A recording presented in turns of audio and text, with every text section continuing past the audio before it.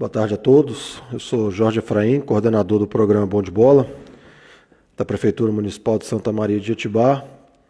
Estamos nesse feriado de hoje aí com a quarentena Bom de Bola, com mais um convidado especial aí, professor Carlos Erdi, ex-coordenador científico do Vasco, da base do Vasco da Gama. E o objetivo dessa live hoje é mostrar para todos vocês aí a importância e o que é o departamento de fisiologia no futebol. Então a gente vai agradecendo a presença de todos aí que estão chegando aí. Vamos tentar bater um bate-papo bem legal aqui para descobrir os segredos desse fantasma, né, que assombra os torcedores dos clubes quando vêm os técnicos falando que vão entrar em campo com time alternativo, quando vão entrar em campo com jogadores, sem jogadores titulares, para poupar, porque a fisiologia travou. Então nós vamos tentar aí que o professor Carlos explique para a gente esses mistérios, né? Primeiramente também agradecendo a todos aí, não só pela participação hoje, mas por outras lives que nós fizemos. Foram uma série de lives muito bacanas que nós conseguimos falar de vários aspectos, né? Ontem nós tivemos uma muito legal com o Wellington Paulo, que foi o coordenador, que é o agente do Bruno Henrique, né? Então foi muito bom. Entrando aí, vamos saudar o professor aí. Lembrando para vocês que, tendo perguntas, a gente vai falando aqui e respondendo essas perguntas o quanto antes. Professor Carlos Erdi, boa tarde. Boa tarde, Jorge. Prazer em falar com você. Tudo bem, meu Oh, amigo? igualmente, professor. Tudo bem contigo? Tudo bem, né? Na medida do possível, a gente está vivendo aí um período muito difícil, né, para todo mundo, mas se Deus quiser, a gente vai ter uma normalidade o quanto antes, né, para que a gente possa aí, principalmente voltar ao futebol, né? Se Deus quiser, professor. Tá difícil, hein? Ficar sem futebol, complicado, hein? Complicado mesmo. Tanto para assistir quanto para trabalhar, né? Então, mas professor, agradecendo de coração aqui o carinho por ter atendido a gente. Nós estamos com a programação do Quarentena Bom de Bola. E aí eu estou trazendo uma série de lives aí ao longo essa acho que é a terceira semana, com convidados especiais que nós estamos destrinchando aqui para os nossos alunos, pais e convidados aí, que o pessoal que se interessa está entrando. Esse universo complexo que envolve futebol, né? Em várias áreas, né? Não é só calçar chuteiro e jogar. Tem muita coisa em volta e dentro do campo. E eu estou trazendo essas informações para os meninos com esses convidados bacanas aí. E hoje eu estava muito afim de falar sobre fisiologia, não pensei em outra pessoa, a não ser você, que foi meu professor, meu tutor aí na pós-graduação de futebol lá na Unileia, né? Deu um show ali pra gente e falei, não, o Carlos é o cara da fisiologia para mim. E eu vou fazer um convite para ele. Muito obrigado por ter nos atendido, viu, professor? Um carinho muito grande. A gente agradece, a família Bom de Bola está honrado com a sua presença aqui hoje. Não, prazer é meu.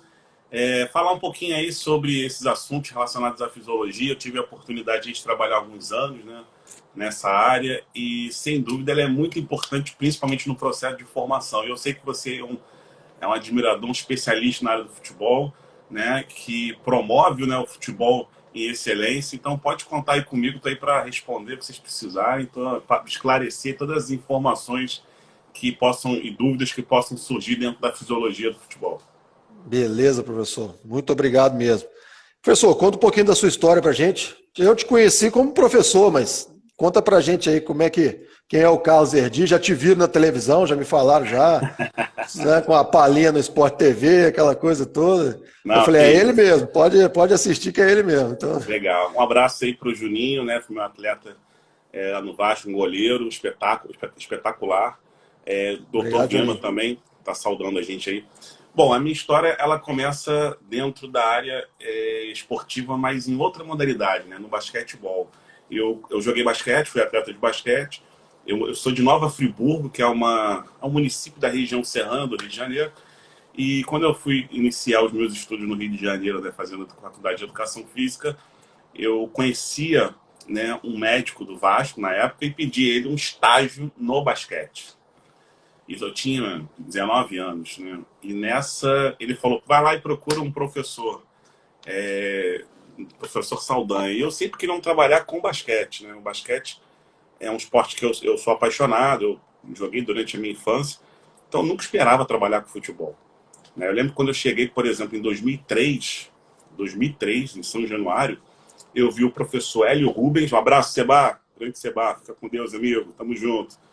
Eu vi o professor Hélio Rubens, né, que é o treinador da equipe de basquete, dando uma palestra para os jogadores de futebol. Então você, naquela época, assistir um treinador de basquete dando uma palestra para jogadores de futebol não era algo muito comum, né? Professor Zé Fernandes, seja bem-vindo. E aí aquilo me chamou a atenção e eu falei, bom, meu estágio é com basquete, né? E de repente falei com o professor Saldanha e me encaminhou para um vestiário para conhecer lá um professor, cara, o professor Zeita. E eu cheguei lá, tal, tô olhando aquelas crianças passando de chuteira para lá, para cá. Falei, mas o basquete não tem chuteira, já fiquei meio assim, né? E aí, de repente, quando entra no ônibus, eu vejo que é futebol de campo. Eu falei, cara, eu vim fazer estágio com basquete e eu tô no futebol, não tem nada a ver, pô, não é minha área. Só que aí, quando eu voltar do treino, eu vou conversar lá com o professor. Um abraço, Ângelo, fisioterapeuta lá do Vasco, espetacular também, excelente profissional. Foi muito importante no processo de formação dos jovens. Porque agora ele está lá na equipe profissional. E aí, Jorge, quando eu retornei do treino, eu falei, vou conversar com o professor para que ele me tire do futebol e me coloque no basquete, porque é o meu interesse. Só que quando eu cheguei, eu lembro que eu comecei a observar os jogadores de basquete profissionais, que o Vasco tinha, chegando para o treino, de forma simples, humilde, passavam, ninguém falava com eles, aquele carrinho simples, tá? Eu falava, pô, os meus ídolos estão chegando e ninguém tá pedindo autógrafo dos meus ídolos. E ao mesmo tempo saindo os jogadores de futebol com Ferrari, com imprensa em cima, com torcedor e tal. E aí eu percebi a diferença que é o esporte, né? O esporte amador para o esporte profissional. O basquete, ele ainda é um esporte amador. Por mais que a gente tenha equipes profissionais, o Flamengo, o Pinheiros, algumas poucas equipes no Brasil, ainda a grande base é amadora, né? E aí eu continuei trabalhando com futebol e foram, né, 15 anos. Só que nesse período, por não ter sido um ex-atleta de futebol, por não ter interesse em ser treinador de futebol, eu me apeguei à ciência. Eu procurei estudar, eu procurei buscar as lacunas, que são muitas, eram muitas e ainda são muitas, né, para que isso pudesse contribuir na minha formação. E foi mais ou menos assim. A fisiologia ela entrou porque eu sou oriundo da preparação física e, enquanto preparador físico, sempre houve a necessidade de encontrar, né, informações necessárias. Calma aí, deixa eu só atender o telefone. Rapidinho, Jorge. Vai lá, vai lá. Tá vendo? O professor solicitado, rapaz. Não é fácil, não. Tempo precioso, tem que aproveitar esse tempo. Vamos aproveitar ele muito bem.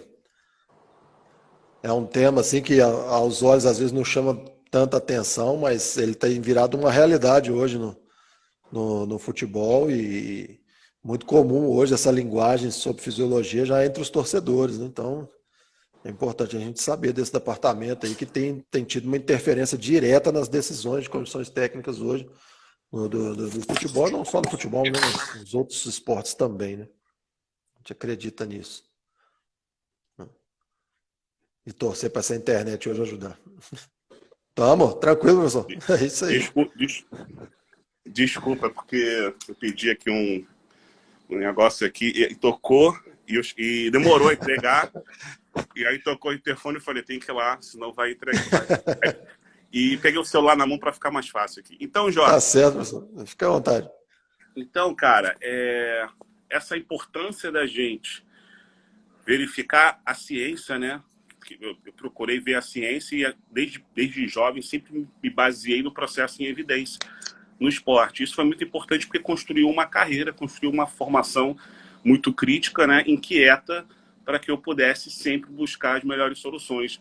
E isso aí acho que assim, resumindo um pouco sobre mim, isso permitiu que eu buscasse, através dessa inquietação, as formações necessárias, né, como mestrado, doutorado, né? Eu sempre dei muito curso, eu sempre tive muito pedido por parte de alunos, e você participa, inclusive, né, participou de uma pós-graduação, que ela foi oriunda devido à demanda das pessoas. Eu ia dar um curso, por exemplo, em Goiânia, e aí eu acabava o curso, pô, professor, eu queria me formar, me capacitar mais no futebol, mas aqui eu moro no interior e não tem condições de chegar, né, o conhecimento até lá, porque antigamente você tinha os cursos presenciais. Então a gente foi a primeira o primeiro curso de futebol no Brasil, de pós-graduação. Eu não sei se tem ainda, acho que tem alguns outros, mas o nosso foi o primeiro, né? E já formou muita gente na área do futebol. E você tem pessoas renomadas no curso. Você tem o André Fornesiero, que foi uma referência do Atlético Paranaense há anos, né? Você tem outros que já passaram, você tem o Câmbio, você tem a própria Roberta, a doutora Roberta, você tem vários doutores que participam nesse processo. Então a ideia, meu envolvimento acadêmico, hoje eu dou aula na universidade, né? Eu saí do Vasco, fui para outro clube, fui para o rival, não deu certo, fui para a universidade, que sempre foi o meu interesse, meu foco, e continuo estudando, né? E vivenciando aí esses processos relacionados ao futebol. Poxa, bacana demais, professor. Realmente, os Glória a estudos Deus. é aquele negócio. Pode Manda falar. ver. É aquele negócio. Você acha que você entra por uma parte, depois que você termina ela, é outra, vem outra, e você não para de estudar mais. Então, Exatamente. essa disseminação do conhecimento, e ela é fundamental justamente para credenciar o profissional. Né? Pronto, Credenciar agora um profissional que tá faz tudo toda a certo. diferença. E é isso Aí, aí, a minha história é essa aí. A minha história se baseia em... Fui pro basquete, caí no futebol e foquei principalmente a área acadêmica. tá certo, professor. Legal demais.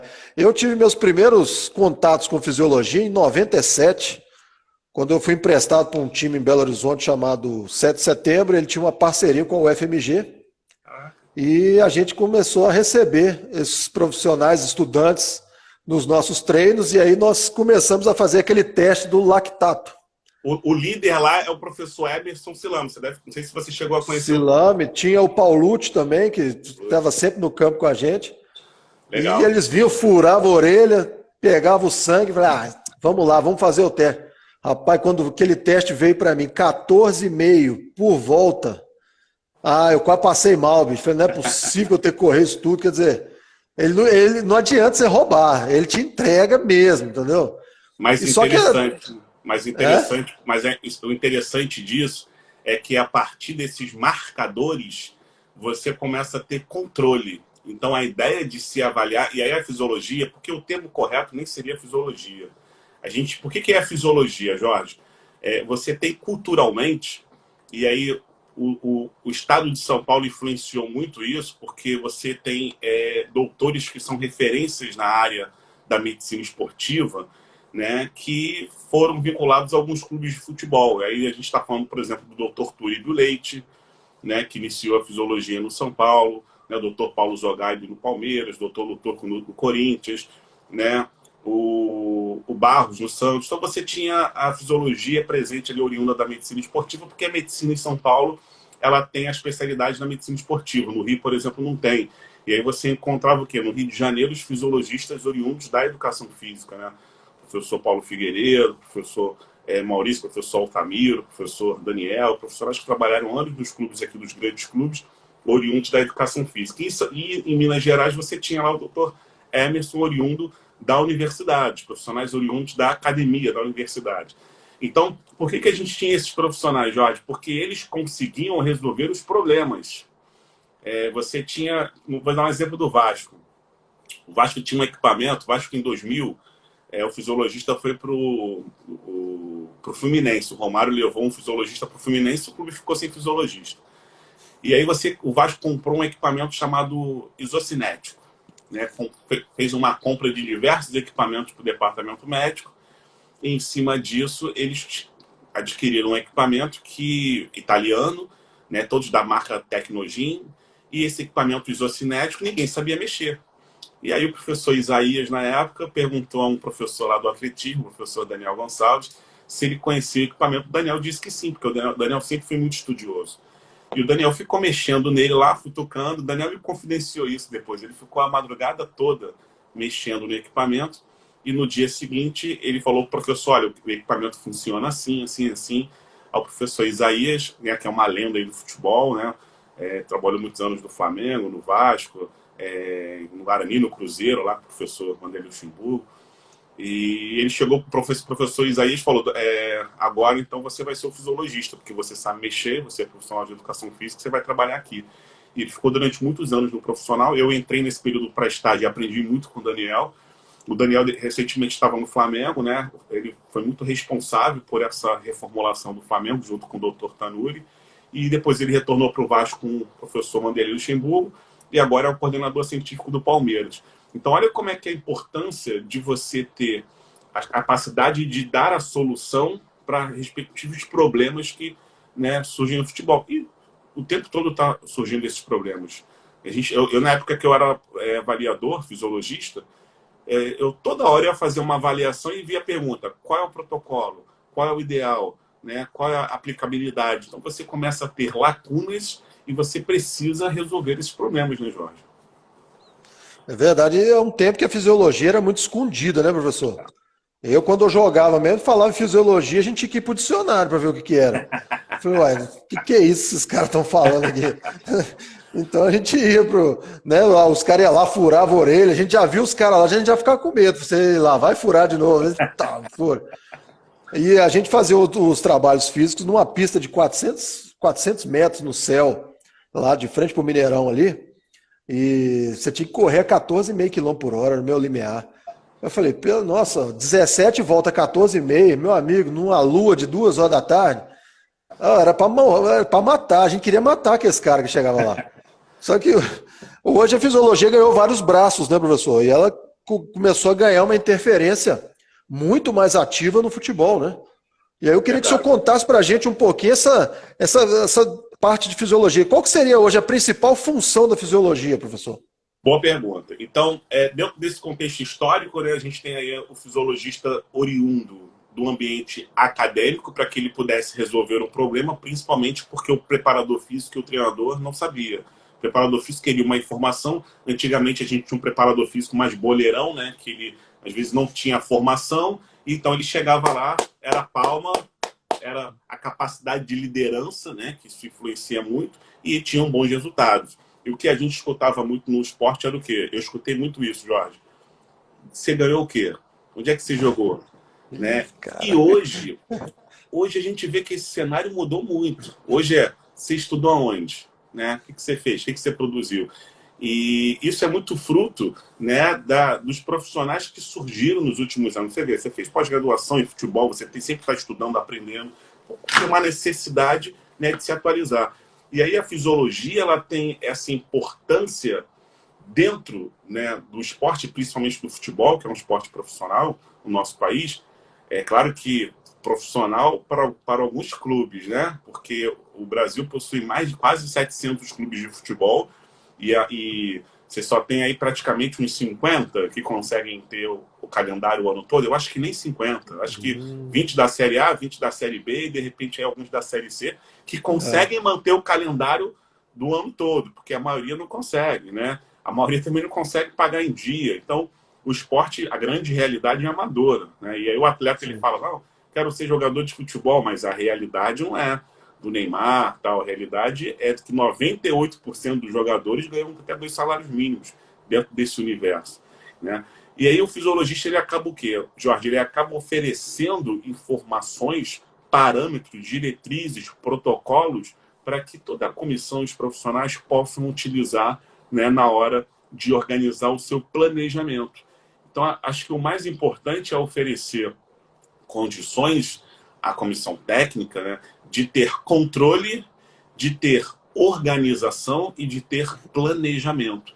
Então, quando você, por exemplo, faz lá um determinado teste, você faz aquele teste visando o quê? Montar um planejamento. Quando furar a tua orelha, queriam inicialmente entender o cenário, entender o perfil, porque em cima daquelas informações a gente poderia traçar as melhores estratégias. E essas informações conflitando com a literatura científica e também oferecendo informações para a literatura científica. É o caso do Emerson, lá na Universidade Federal de Minas Gerais, que produz muito sobre futebol, não somente ele, o Pimenta também, o grupo dele, né? E o grupo dele gerou pessoas aí que estão em diversos clubes do Brasil. Tem o Guilherme, por exemplo, o Guilherme Passos, que é do grupo dele, lá da CBF hoje, né, fisiologista da CBF. Você tem o Lucas, você tem o próprio Pimenta e outros profissionais que se inseriram muito no esporte, porque tiveram essa base acadêmica e também tiveram a preocupação de oferecer as informações coletadas para a ciência.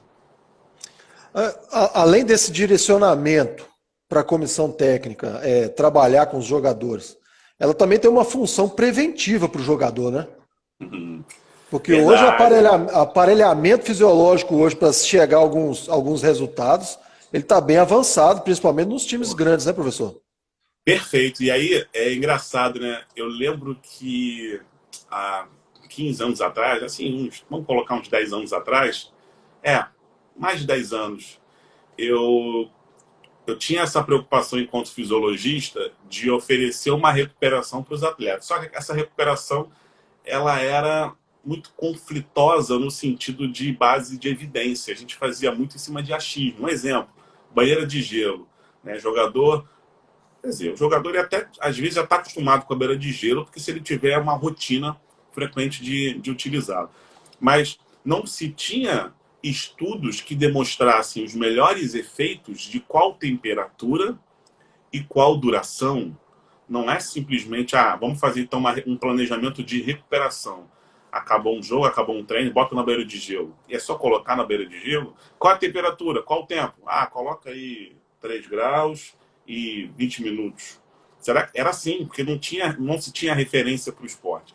E o que a gente tem hoje são informações que facilitam muito a nossa vida, né, no processo de recuperação. Por isso que é importante você ter profissionais com expertises para que eles possam encontrar essas informações e também saber interpretá-las. Então, a recuperação, Jorge, é algo que, ao meu ver, é o mais importante dentro do futebol de alto rendimento. Tá? Futebol de alto rendimento. Por quê? Eu não sou aquele crítico de calendário. Quando eu vejo, por exemplo, um atleta reclamando, porque tem muito jogo, tem isso, aquilo, eu sou totalmente contra isso. Primeiro, a gente só vê reclamando quem é um jogador top, né? Um jogador acima, né, da média, porque ele joga segunda, ele joga quarta e joga domingo. Agora, a grande maioria dos atletas não estão reclamando. Aqueles outros clubes que não têm, que às vezes só conseguem jogar o campeonato regional nos seus estados, eles querem jogos. Então, esse é um primeiro ponto, né? Porque é o calendário. Não é bem assim. Segundo, se você tem um calendário alto, por que, por exemplo, a gente tem equipes que conseguem manter, né, os atletas numa condição homogênea e, ao mesmo tempo, os atletas jogam e não tem problema, e outras equipes que possuem diversos problemas, que os atletas se machucam, os atletas não jogam, mas você vai associar, às vezes, tem muitos fatores externos que influenciam. Quais são esses fatores externos? Mudança de comissão, mudança de planejamento, devido à mudança de comissão, questões relacionadas ao clube, no envolvimento político, são clubes conturbados. Então, às vezes, o externo influencia muito no interno. Então, a ciência ela diz o seguinte: você consegue controlar todas as variáveis a partir do momento que você tem um planejamento, né? Então, o recuperar, hoje você tem ferramentas, né, como a termografia, né? A gente foi um dos primeiros clubes a utilizar a termografia. O primeiro foi o Cruzeiro, com o Pimenta, lá com o Emerson, e o Altamiro no Botafogo. E eu lembro que em E essa 2000. termografia, hein, professor, ela tá entregando jogador, hein? Assim, nem tudo é mil maravilha, tá? Nem tudo é mil Dos maravilha, caras que não. era chinelinha aí, ó, que não queria fazer viagem. Não tô sentindo aqui, tá nada. Passa o aparelho lá, ó. Tá Sim. arrebentando os caras.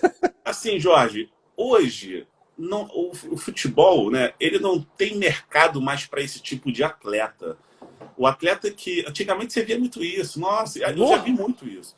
Mas hoje, assim, hoje o cenário ele acaba direcionando para o atleta que tem um profissionalismo. Então, o atleta ele precisa entender que essas ferramentas são direcionadas para a melhoria do desempenho dele. Eu comecei a usar a termografia em 2015, o professor Camelo, preparador físico, ele era preparador físico do Sub-20, ele deu a sugestão, a gente tinha um equipamento lá, entrei em contato com o professor Altamiro, na época o Altamiro estava no Palmeiras, e ele me mandou imediatamente diversos artigos, né?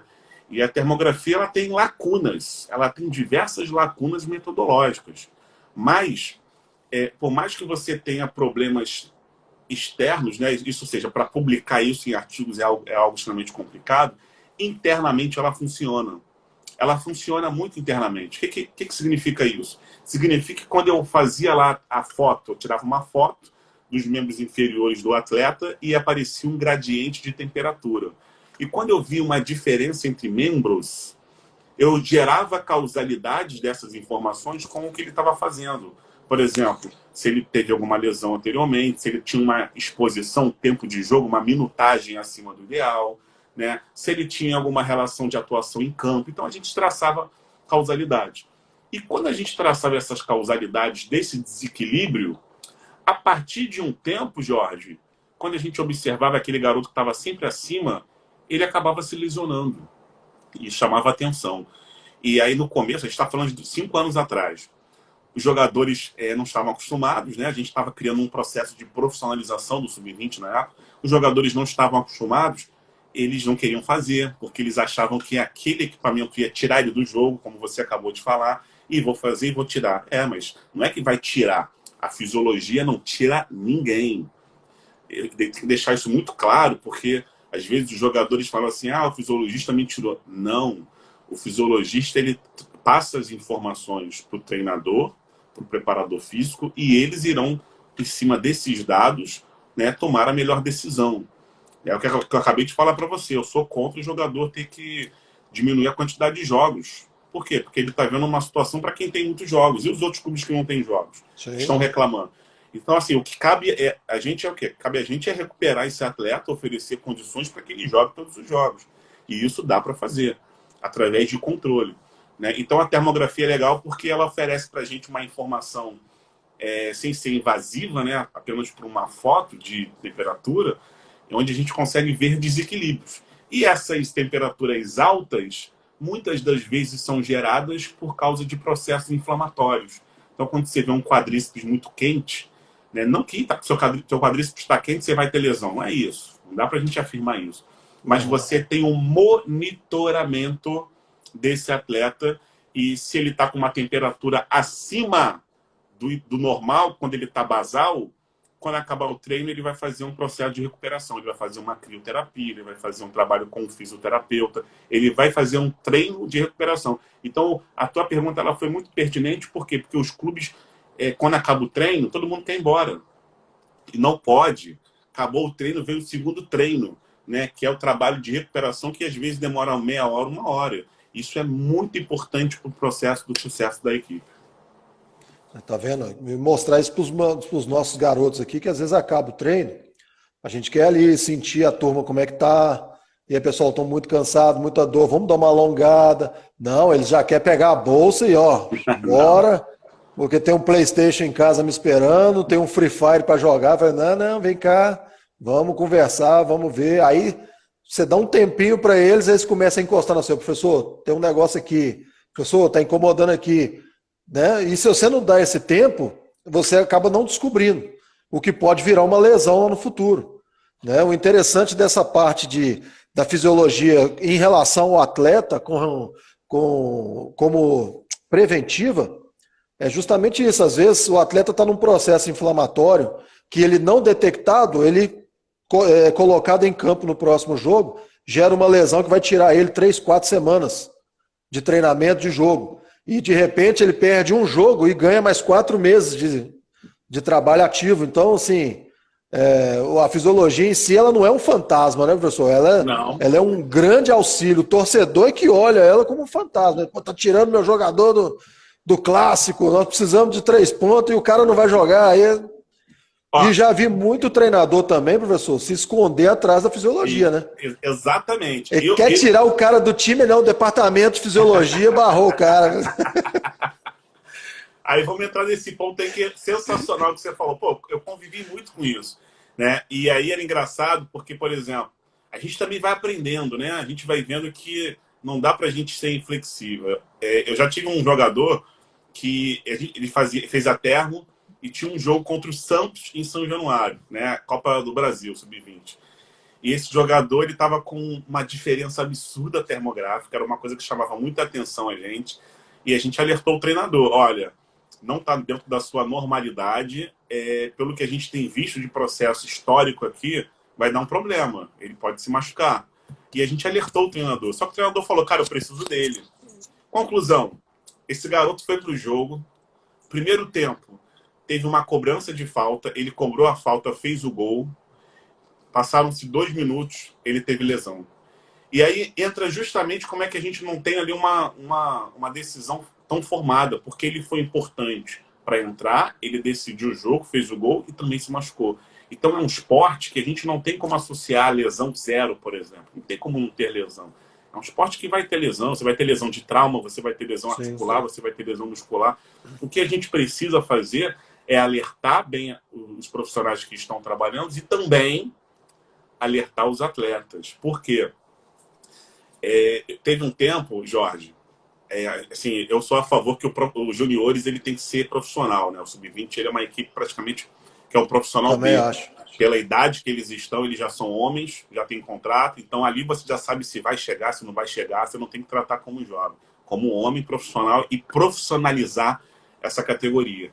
E aí eu lembro que teve uma época que eu trabalhava nos juniores que eles não tinham essa ideia, né, essa dimensão. Por exemplo, eu botei o treino para de manhã, porque o treino era à tarde, e quando é à tarde, eles ficam até tarde no celular, dormem tarde, acordam direto para almoçar, porque muitos já não estudam mais. Então eu falava, vocês têm vida de vagabundo, não dá, vocês têm que ter vida de atleta, nem de jogador, de atleta.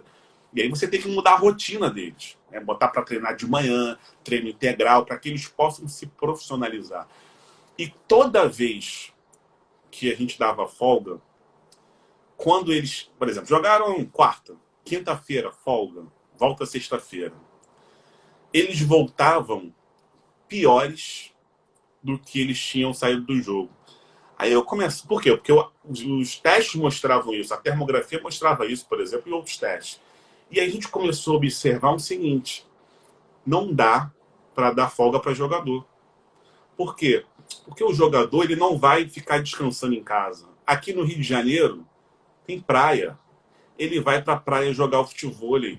Aí tem aquela areia, fase excêntrica, sol. Então ele sempre voltava numa carga, numa intensidade maior. De repente ele voltava mais relaxado, né, de cabeça e tal, mas ele voltava com o corpo destruído.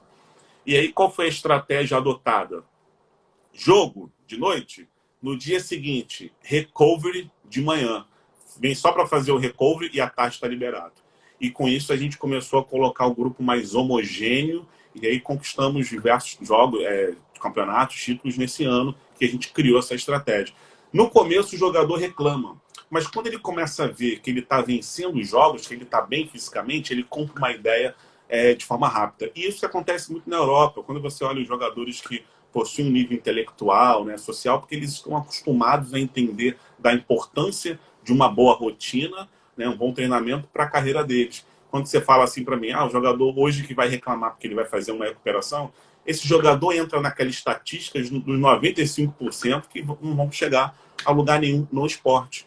Essa é a realidade, essa é a estatística. Apenas aí 3, 4% que conseguem viver do futebol, né? Então, a gente que está no futebol há muito tempo, a gente sabe que é um esporte difícil de se chegar, de se manter.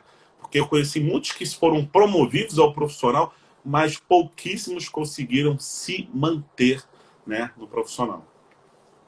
E é um mercado muito difícil, né, professor? Nossa, aqui no Brasil, se o atleta hoje não se adequar à realidade, à intensidade, à responsabilidade, tanto do treinamento, do repouso e da conduta dele, dificilmente ele vira um profissional de futebol. Entendeu? Verdade. Eu tento mostrar isso para os meninos daqui. Vocês não são normais. Vocês não podem comparar a vida de vocês com a vida do colega da escola, que faz o que quer, vai nas festas que quer. Cara, vocês são diferentes. Eu falo com eles assim, hoje vocês representam o nosso município nas competições. Vocês são diferentes. Eles têm que olhar para você, olha lá, um jogador do bom de bola. Você é diferente. Entendeu? Só que essa diferença não é só porque você calça chuteira e veste uniforme, não. Ela é diferente porque você é bom, porque você é dedicado. Agora, você tem que transparecer isso na sua conduta, senão não adianta. Você é um normal, um peladeiro. Entendeu? Então, a gente cansa de tentar mostrar isso para os meninos, sabe? Hoje, se você não se adequar à realidade do futebol, sua chance vai diminuir muito, entendeu? Olha, eu te falo uma coisa. Poucos jogadores, que eu trabalhei com mais de 15 mil jogadores de futebol. E aí eu conto nos dedos, acho que não chegam a 10 que estão milionários. Não chega a 10.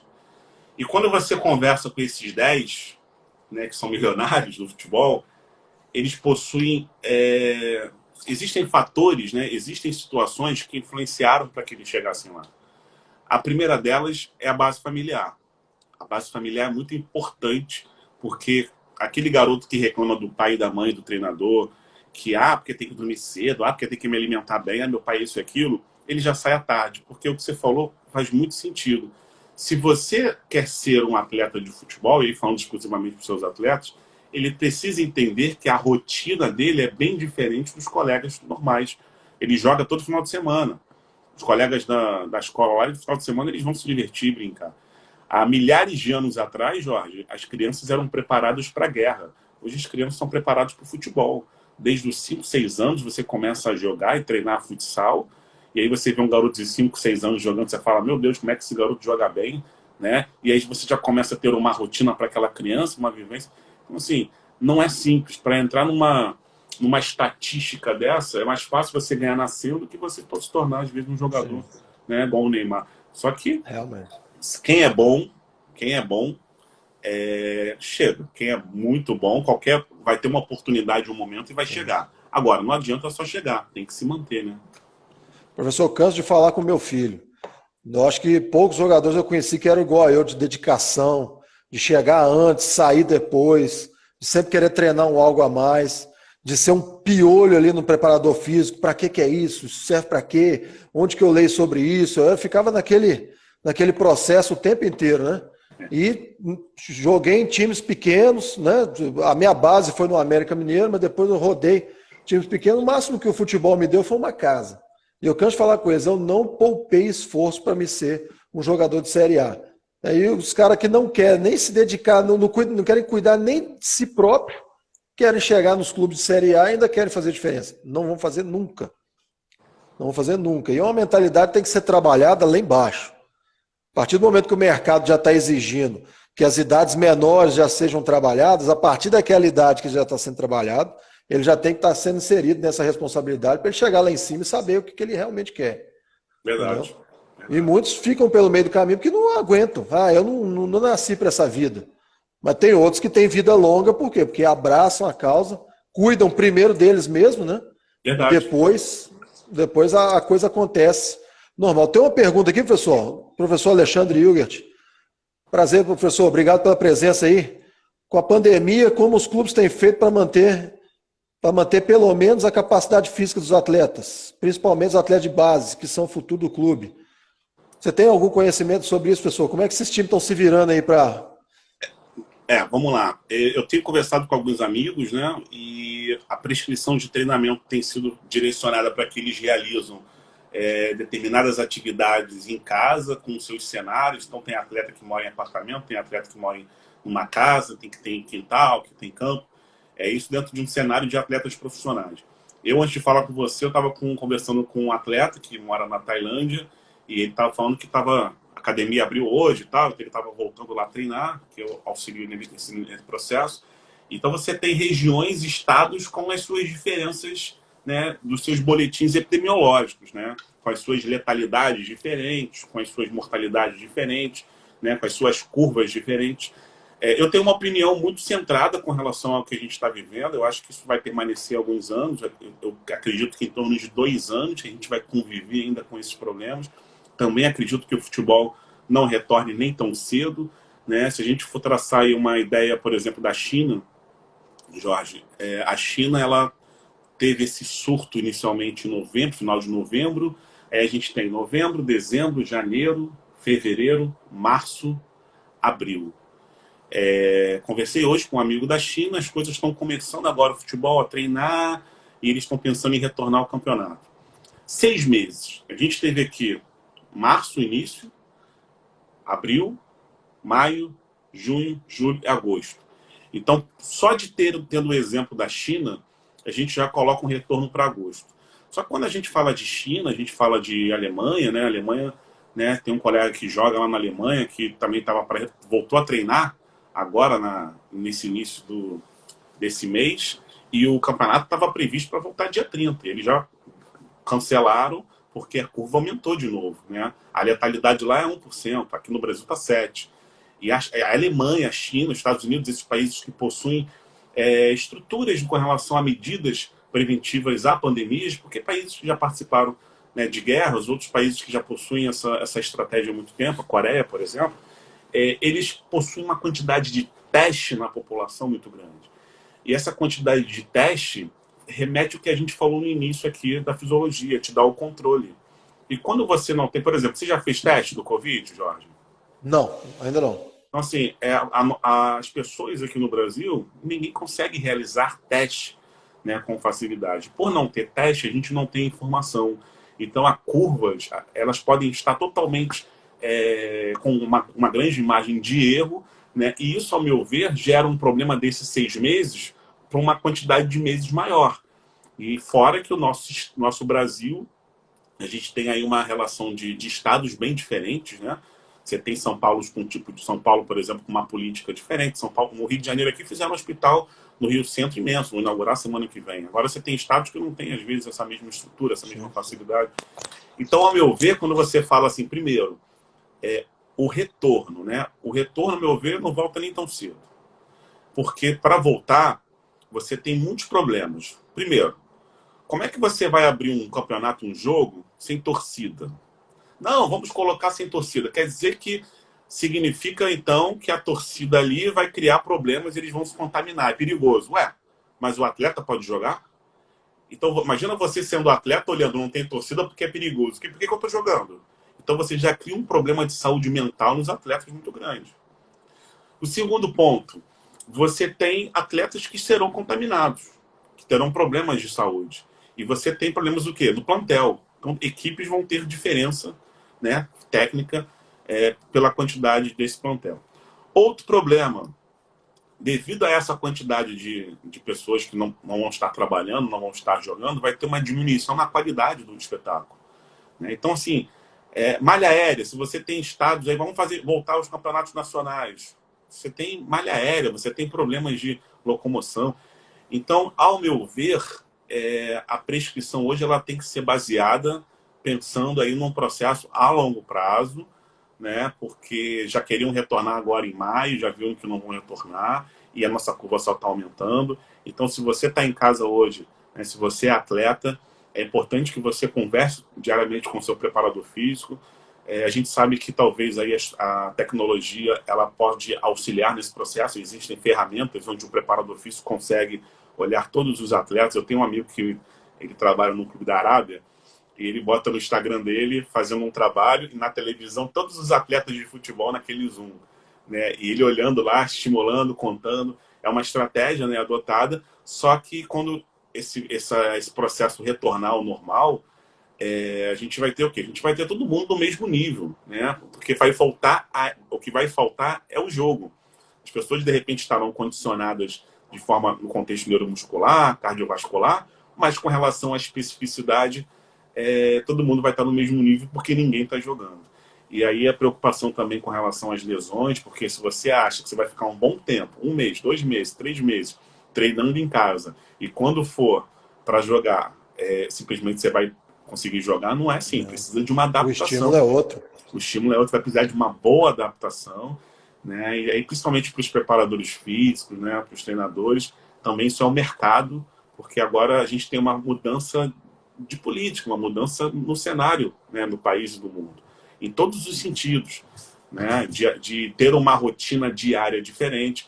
Ô Jorge, a gente teve há 100 anos atrás, né, um cenário muito parecido no mundo, né, e agora a gente está tendo o Covid-19.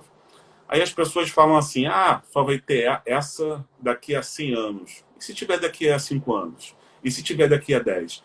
Então é importante que a gente faça, de fato, mudanças, né, e crie rotinas para o resto da vida, né? A questão do uso de máscara, de lavar as mãos, isso é muito importante, isso influencia muito. Quando você espirra, se você estiver correndo, aqui no Rio o pessoal vai para o calçadão correr, isso é um erro muito grande, porque quando você espirra, até 20 metros, né, o aerosol fica contaminado no ar. Então você está sendo contaminado na hora de fazer atividade física. Só que só por você ser jovem, de repente você vai para casa e contamina o seu avô, a sua avó, né? E tem muita gente morrendo. Então, assim, é algo é muito complicado da gente falar, relacionar isso ao esporte, mas é importante que quem é atleta mantenha a rotina para que principalmente tenha saúde mental, né, bem estabelecida.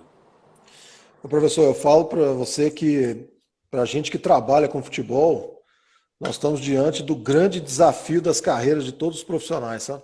Muito bom isso Porque aí. agora não é só vencer a pandemia, não. O pós-pandemia vai ser um desafio, porque não existe protocolo, não existe literatura, não existe nada. Cada um vai tentar descobrir na sua realidade, e aí você vai ter que se deparar com a reação dos atletas ao que você vai propor. Você vai propor um protocolo cego, e pode ser que você tenha uma boa reação dos atletas e pode ser que não. E se a reação não for boa, como você vai trocar esse protocolo? Como que você vai mexer? Quer dizer, vai ser muito complicado esse desafio. Eu orava a Deus, eu acordei triste hoje, sabe? Porque pensava assim, poxa, se voltar em maio, a gente consegue salvar o ano. Ainda dá para espremer a laranja ali um pouquinho. Você perde um pouquinho de caldo, mas você consegue salvar. Maio já não vai ter futebol. Junho já virou uma ameaça. E isso, cara, os faturamentos dos clubes, receita, vai ser, eu acho que o futebol está condenado, tá, professor? Vou falar aqui um desabafo meu aqui, de uma preocupação, isso está me deprimindo de saber disso, entendeu? Porque também o meu filho está nesse processo também, e, sabe, eu fico vendo para ele as perspectivas dele e as coisas não são positivas, sabe? Então, estou muito preocupado. O que acontece? Eu estudei epidemiologia na Fiocruz, né? Então, assim, a minha linha é da epidemiologia. E aí eu fico olhando os cenários e fico olhando as fontes dos cenários. Então a gente tem cenários complexos aqui no Brasil, porque a gente está no momento, na China e na Itália, nos Estados Unidos, na 7ª e na 8ª semana, foi o pior momento que gerou aumento da curva. E a gente está na 8ª semana aqui no Brasil. Então a gente está no momento, Jorge, que a gente deveria ter a maior preocupação, né, por causa da curva. E essa preocupação ela foi jogada ao lixo. A gente é o único país do mundo que a pandemia fica em segundo lugar. A gente está preocupado aí com problemas políticos, guerras políticas, e a pandemia fica em último lugar. Eu entendo que as pessoas precisam trabalhar, mas ninguém vai trabalhar doente, né? Então a gente primeiro tem que entender que isso é algo que, se o vírus fosse letal 100%, a humanidade ia acabar. Ele mata aí 3, 4, 5%, né, de 100 contaminados. Mas se fosse 100, todo mundo ia morrer. Então é uma coisa muito séria. As pessoas, talvez por falta de informação, elas não compreendem essa importância. É claro que aí a gente tem que ajudar quem está precisando, né? O governo tem que oferecer políticas aí para ajudar, a gente sabe disso, né? Mas é algo muito sério que vai impactar e vai mudar um cenário político, econômico. É uma crise sanitária que gera toda essa crise aí política e econômica, né? Algo novo, né? A gente não esperava passar por isso, né? Então, se você é atleta, se você trabalha com isso, precisa já criar estratégias, porque a tendência é que isso persista. Eu tenho uma previsão, pelo que eu tenho feito de análise, que pode voltar em novembro os campeonatos regionais. Os regionais. Nacional, não tem como. Esse ano vai ser muito difícil, porque você vai ter sempre uma preocupação. A gente tem 200 milhões de pessoas. O Brasil tem 80 mil, 90 mil contaminados, né? Olha essa proporção de pessoas para contaminados. Em algum momento, por mais que você abra, né, essa flexibilização, você vai ter uma quantidade maior de contaminados. A Itália demorou a fazer a quarentena, inclusive houveram jogos, né, de futebol, e gerou um estado de calamidade na Itália. Então, assim, se preparem para o pior cenário. Não fiquem criando cenário de acordo com a expectativa das pessoas. Ah, não, tudo certo, vai ser em maio. Não criem. Criem em cima dos piores cenários. E os piores cenários foi exatamente o que você falou, nem tão cedo. Eu não consigo ver, o meu celular está travado, eu não consigo ver comentários, quem está entrando, não consigo ver nada. Então, quem tiver aí, um abraço para todo mundo. Verdade, professor. Vamos ver o que vai dar, né? Professor, nós estamos chegando aqui a 51 minutos. Eu queria só uma observação sua a respeito da fisiologia, porque a gente viu um conflito ano passado, no sucesso do Flamengo, e algumas pessoas atribuíam ao departamento de fisiologia do Flamengo que conseguiu manter o time do Flamengo jogando mais tempo do que os outros times. E isso realmente foi um diferencial.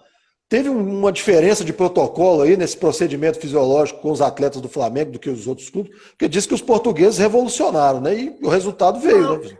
eu não diria os portugueses, não. Eu diria muito mais os profissionais que lá estão. Você tem lá o Tanuri, que é, né, o responsável por esse departamento, e o Flamengo já vinha fazendo isso, né?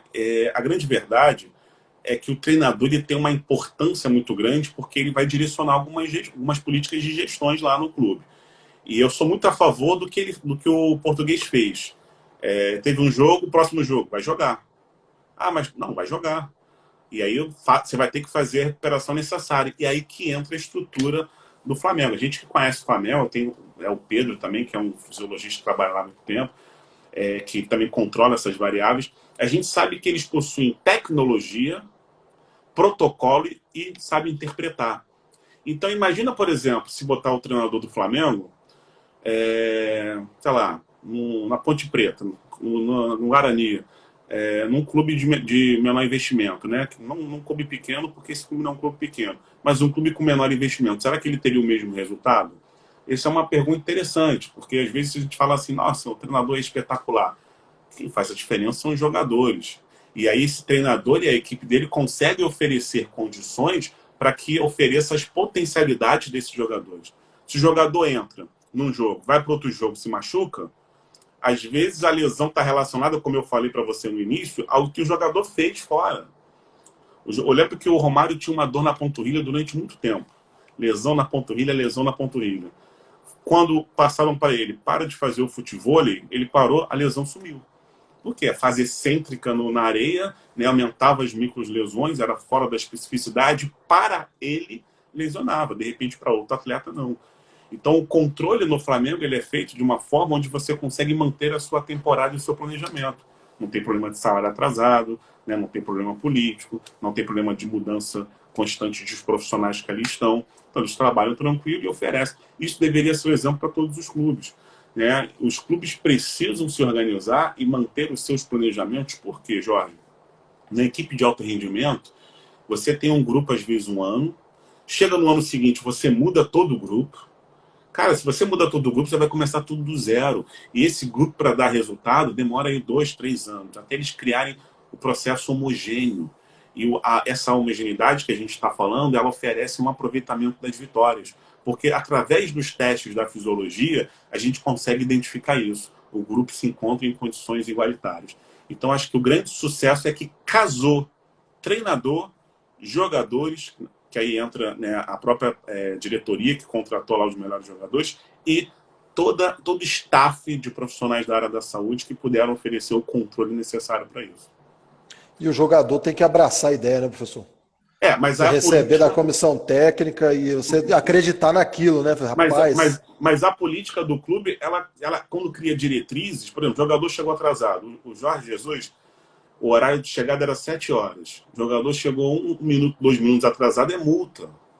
Não tem aquela historinha de passar a mão na cabeça, que isso, aquilo. Então, aí que entra o profissionalismo. Né? A gente sabe que, às vezes, o jogador não é atleta. Né? A partir do momento que ele entende que ele é um profissional, acabou, não tem história. E acho que o Flamengo foi muito importante para mostrar para a gente esse cenário, né? E da importância de se profissionalizar o futebol. Perfeito, professor. E realmente foi um resultado, né, que poucos times conseguiram. O Flamengo conquistou em 1 ano e meio, o que muitos times aí demoram anos para conquistar, né? Com certeza. Então, tem que valorizar realmente esse Tem que trabalho que foi valorizar, tem que feito dar os aí. parabéns. Parabéns lá ao Tanuri, ao Pedro, a todos os profissionais que trabalham lá, que eles deram um show nesse sentido. Tem que dar moral E mesmo. trabalhando em evidência, tá? Porque assim, eu conheço lá o Tanuri, né? Eu conheço os profissionais que lá estão. Ele se preocupa em ter uma... O Pedro organizou todo um processo metodológico de controle através de carga de treinamento, né? Onde os atletas eles percebem em que nível eles estão, né? E querem mais. Então, assim, eu fiz o doutorado junto com o Pedro na FRJ, meu amigo. Então você vê como a importância da ciência dentro de um clube de alto rendimento. Porque os atletas, Jorge, você pega aí atletas que já andaram o mundo inteiro, que vão conversar com você e vão te questionar. Poxa, mas na Europa eu fazia, era assim, era assado, tal, profissional tal. Eles possuem conhecimento, falam diversas línguas, Não é igual antigamente. Eu tive uma conversa com o Portela, que é um amigo meu que trabalhou muito tempo no Corinthians. Ele tinha um equipamento chamado DEXA, que avaliava a composição corporal. Quando o Corinthians comprou, ele contou na live assim, pô, o Ronaldo falou que ele só tinha visto esse equipamento no Real Madrid e no Milan. Né? Então os jogadores estão acostumados com um cenário de qualidade.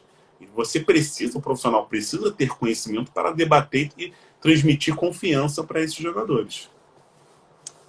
O nível da comissão técnica ele interfere demais, né, professor? A qualificação dos profissionais ela é muito necessária, né? Hoje não tem jeito, aquela boleiragem que a gente falou no começo aqui acabou. O cara estuda, não tem espaço mais, né? Não tem espaço, falou tudo, você falou tudo, não tem espaço. É isso aí. Por isso que eu parei de jogar e fui estudar, porque eu sabia que uma hora a gente não ia ter espaço. Então, professor, eu queria muito te agradecer. Sabe, eu queria te fazer uma outra pergunta. O senhor teria aí mais uns 5 minutos, professor? Claro, claro. Porque eu preciso salvar esse material, eu vou encerrar esse aqui para começar ela de novo, para eu conseguir gravar ela na nossa página, para deixar ela disponível para os meninos assistirem depois. Tá bom. Então eu vou encerrar aqui, vou convidar o pessoal que está acompanhando a gente, volta de novo com a gente aqui, só para mim fazer uma colocação com o senhor aqui, que ela é fundamental para o nosso trabalho aqui. Fechado. Acredito que o senhor tem uma opinião ótima aí. Tá bom, pessoal? Volta com a gente aí, tá bom? Valeu.